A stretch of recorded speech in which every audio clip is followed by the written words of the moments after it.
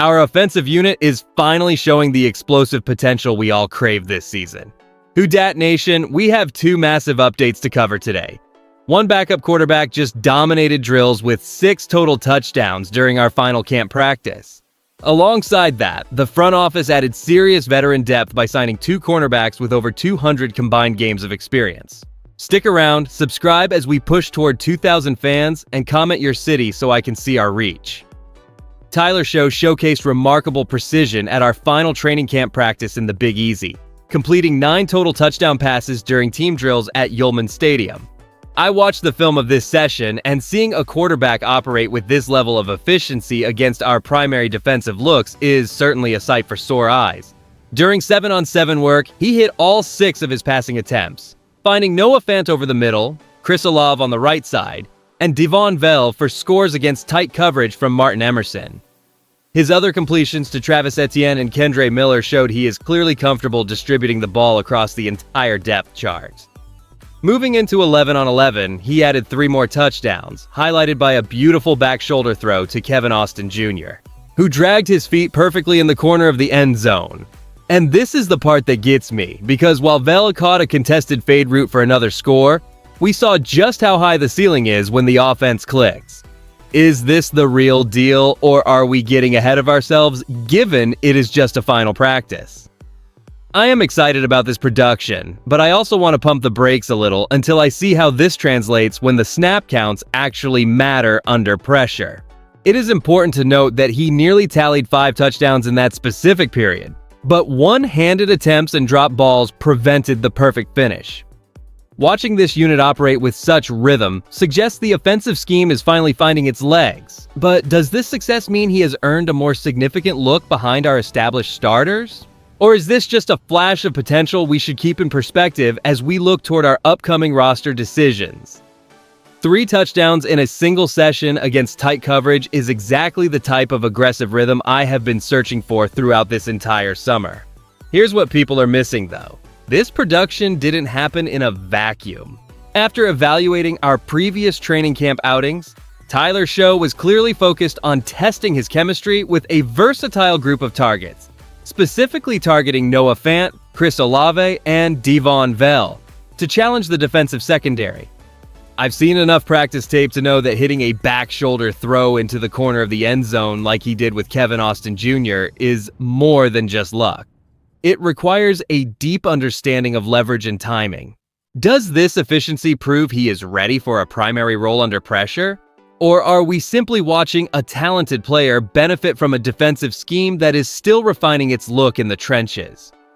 My take is that the coaching staff is clearly prioritizing situational awareness, forcing the quarterbacks to make quick reads rather than just leaning on high-percentage checkdowns. While it is tempting to demand a promotion immediately, I would suggest we keep our expectations tempered until we see how he manages the clock and avoids unnecessary sacks in live game action. Historically, our front office has valued this kind of high-volume efficiency during the final stages of the preseason to determine who secures a spot on the active roster versus the practice squad.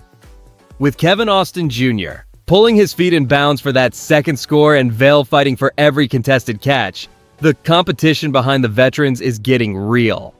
How many of these depth chart battles can actually translate into meaningful production when the season kicks off next month? I am watching these snap counts closely because this level of output is rare, yet we must stay grounded. Now let's switch gears to some fresh personnel moves that just hit our wires. The front office officially signed cornerbacks Michael Davis and David Long Jr. to bolster our defensive backfield. Seeing these 2 veteran guys arrive at the team facility after grinding through workouts yesterday tells me the coaching staff is serious about adding proven production to the secondary. Davis is a guy we already know well, having spent time with us last season after rejoining in October, and his 7 years with the Chargers plus that stint with the Commanders means he brings 133 games of NFL experience to the table.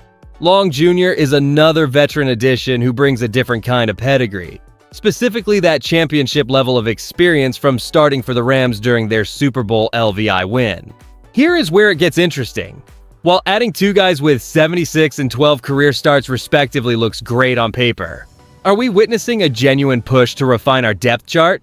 Or is this just a standard move to address a crowded roster bubble? Honestly, I see this as a smart play by the front office to drive competition in the trenches of our secondary. Watching these two battle for snaps against our other DBs will be a critical storyline to monitor as we finalize our roster. Does this mean we should expect a major shift in our nickel packages or special teams value? I want to be optimistic about this depth, but let's not get ahead of ourselves until we see how they fit into the specific X's and O's of our defensive scheme this year. Bringing in a combined 212 games of professional experience is undoubtedly a boost, but staying grounded regarding their roles as we head into final cuts remains essential for every fan of the Dome. Adding Michael Davis and David Long Jr. to our secondary might seem like a simple roster shuffle, but does it really signal a change in our defensive identity or just extra bodies for camp?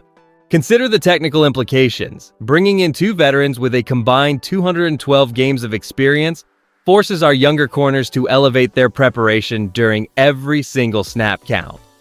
Michael Davis offers 7 years of continuity from his time with the Chargers and our own previous system, while David Long Jr. brings a distinct championship pedigree from his successful stint with the Rams.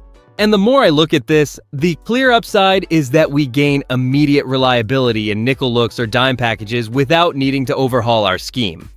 However, the downside is equally apparent because we now have a crowded roster bubble that could displace younger prospects who have been working hard to secure a spot. Are we truly going to prioritize veteran savvy over the development of our later round picks? The Colts and Raiders have already evaluated what these men provide, and while their experience is proven, they are both at stages of their careers where physical limits are a legitimate concern for our front office. Honestly, my take here is that this move is a pragmatic insurance policy rather than a long-term fix for our backfield. If either player fails to show high-level special teams value during these final drills, their path to the active roster becomes narrow very quickly.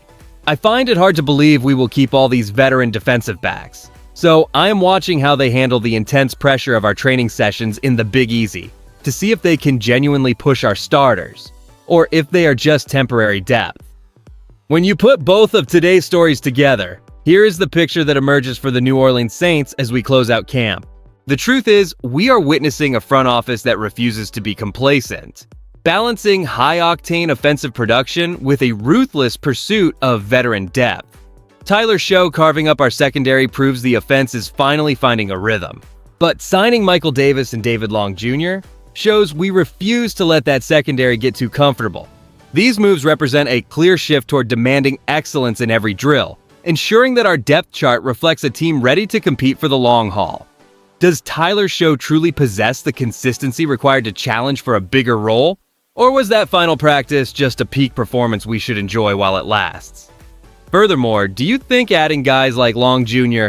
and Davis with their Super Bowl pedigrees is enough to stabilize our defensive backfield during those high-pressure fourth quarters in the Big Easy? I am leaning on these roster additions to provide the steady veteran hand we often lack in late-game scenarios. However, finding the right mix of experience and youthful energy remains the ultimate test for our coaching staff. I want to hear your thoughts in the comments section below, as I am always looking to understand how the rest of the fan base views these specific moves.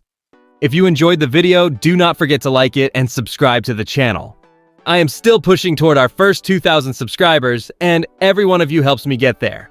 Who Dat Nation. I will see you in the next one. I will be back later to update you with the latest New Orleans Saints news.